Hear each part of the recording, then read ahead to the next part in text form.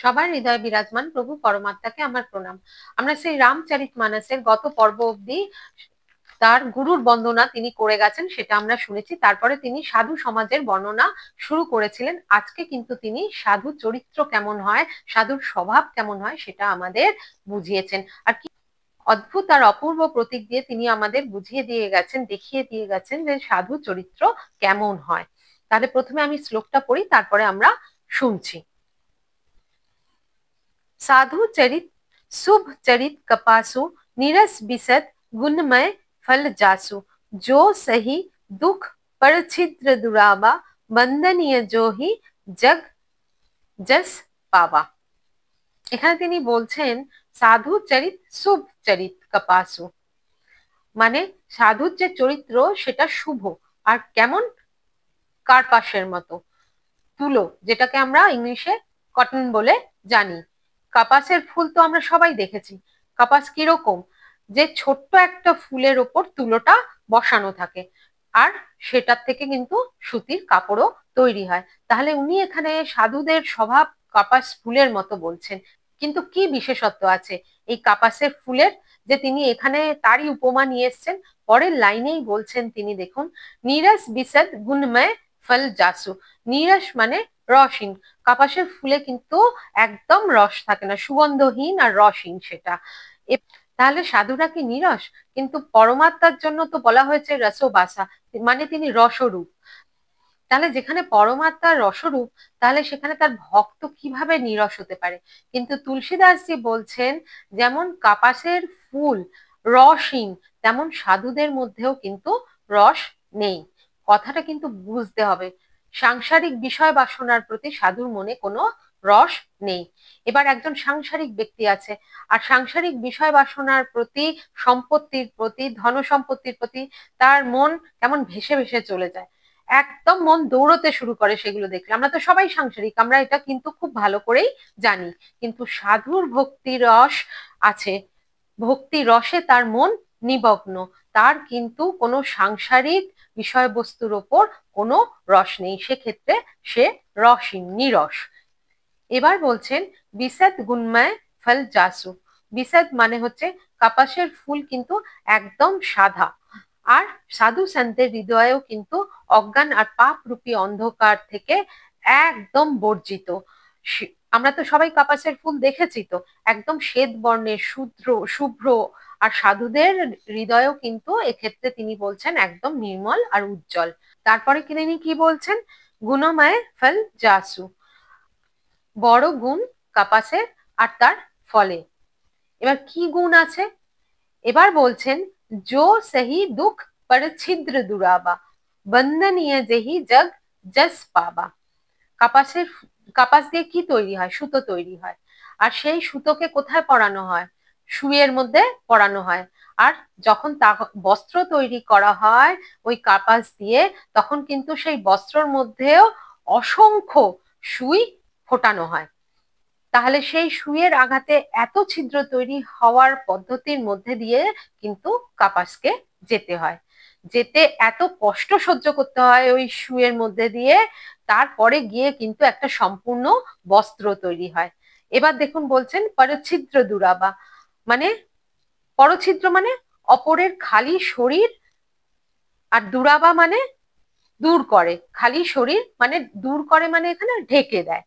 তাহলে কি হচ্ছে, একটা তৈরি হলো তো বস্ত্র, অত সূচের ছিদ্রযুক্ত, সূচের আঘাতে শত ছিদ্র হয়ে সেই সুতো একটা বস্ত্র তৈরি করছে, পরিপূর্ণ বস্ত্র তৈরি করছে, যেটা অপরের খালি গা ঢাকতে, খালি শরীর ঢাকতে সাহায্য করছেন।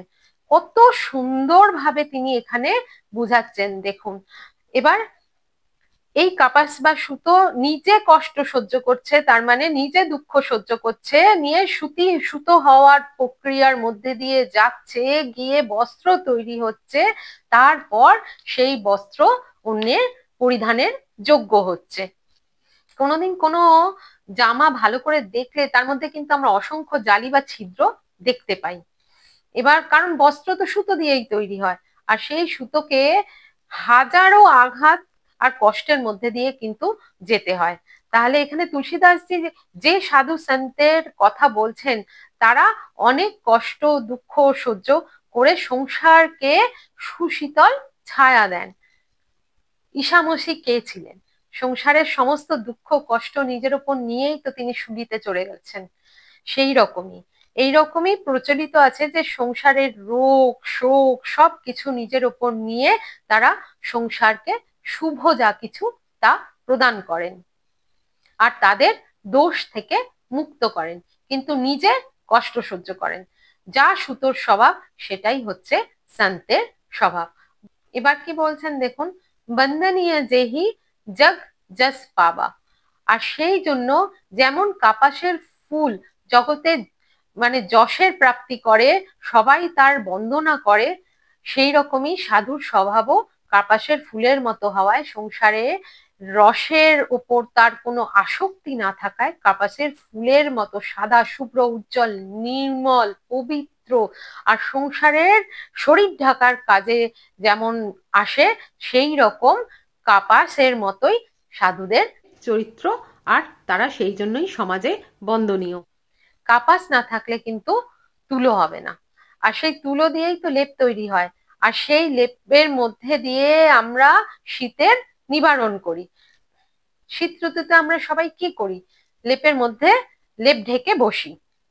সেই লেপ কি দেয়, কি অনুভূতি করায়? আমাদের নমনীয়তা উষ্ণতার অনুভূতি করায় তো। সেই রকমই সাধু সন্তের বাণীকে জীবনের মধ্যে আমরা যদি নিয়ে আসতে পারি, তাদের মধ্যে সেই বাণীগুলোর মধ্যে আমরা যদি নিজেদের সুরক্ষিত রাখতে পারি, জীবনে বাইরের যত মায়ারূপী রোগ আছে তাদের থেকে রক্ষা পেতে পারি। ভবরোগে আমরা কিন্তু সবাই আক্রান্ত, কিন্তু যদি এই সাধু সন্তের বাণী আমাদের জীবনে অবতরিত হয় তাহলে কিন্তু আমরা আর ভবরোগে আক্রান্ত হব না।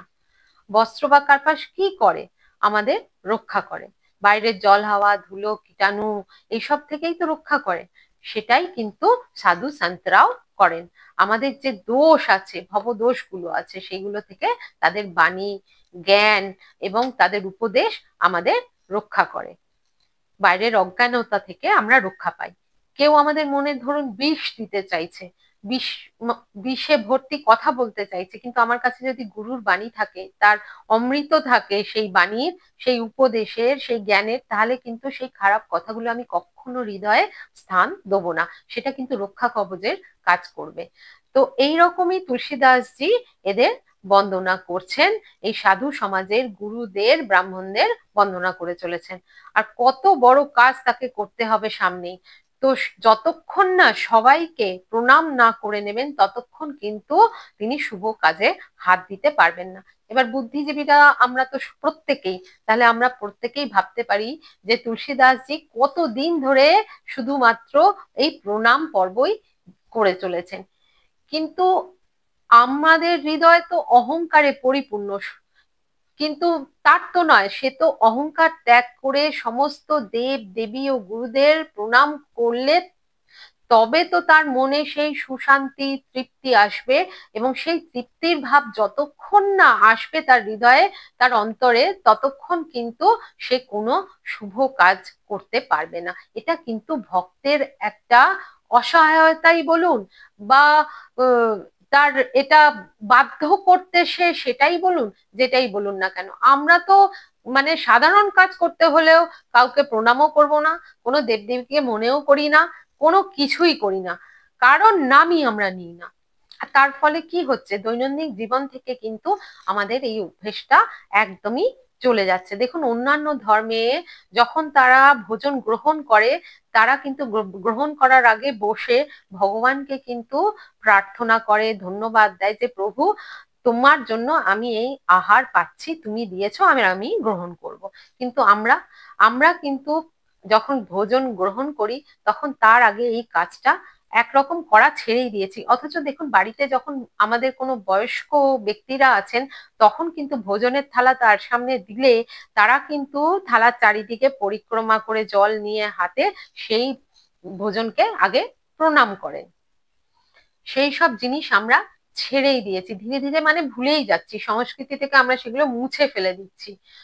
আমরা কিন্তু মানে কি করছি এখন, আমাদের মনে এইটাই এসে গেছে যে কি হয়েছে, ভোজন এসেছে, তো আমরা তো সেটা পয়সা দিয়ে কিনে এনেছি।